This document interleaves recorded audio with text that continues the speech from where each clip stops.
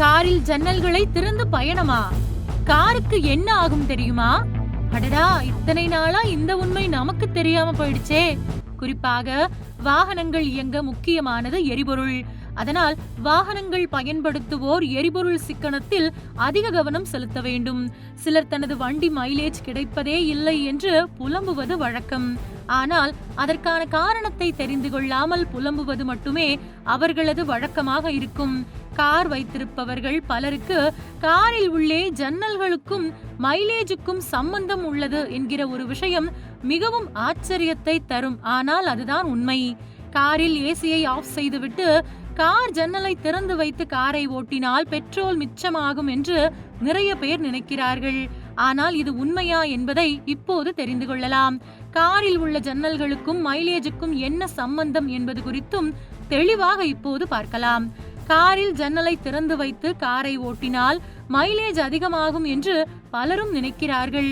ஆனால் எல்லா நேரத்திலும் இது உண்மையல்ல.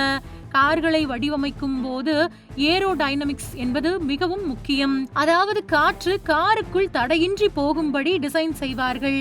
ஜன்னலை திறக்கும் போது காற்று நேராக காருக்குள் புகுந்து காரின் சமநிலையை பாதிக்கும். இதனால் இன்ஜின் மீது கூடுதல் அழுத்தம் ஏற்பட்டு அதிகமாக எரிபொருள் செலவாகும். நீங்கள் மணிக்கு 70 முதல் 80 கிலோமீட்டர் வேகத்தில் அல்லது அதற்கும் அதிகமான வேகத்தில் போகும்போது ஜன்னலை திறந்து வைத்து காரை ஓட்டினால் ட்ராக் எஃபெக்ட் ஏற்படும். அப்போது காற்று காரை பின்னோக்கி தள்ளும். இதனால் என்ஜின் இன்னும் அதிகமாக உழைக்க வேண்டியிருக்கும். இதன் விளைவாக பெட்ரோல் அல்லது டீசல் அதிகம் செலவாகும். சில சமயம் ஹைவேயில் இப்படி கார் ஓட்டும் போது மைலேஜ் 10 முதல் 20% வரை குறைய வாய்ப்புள்ளதாக நிபுணர்கள் கூறுகின்றனர்.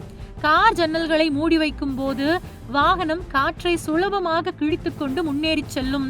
இதனால் காரின் ஏரோடைனமிக்ஸ் செயல்பாடு சிறப்பாக இருக்கும். ஆனால் ஜன்னலை திறந்தால் காற்று உள்ளே வருவதால் காரை சுற்றியுள்ள காற்றோட்டம் மாறும். இது காரின் வேகத்தை பாதிக்கும். இதனால் என்ஜின் அதிக சக்தியை பயன்படுத்த வேண்டியிருக்கும்.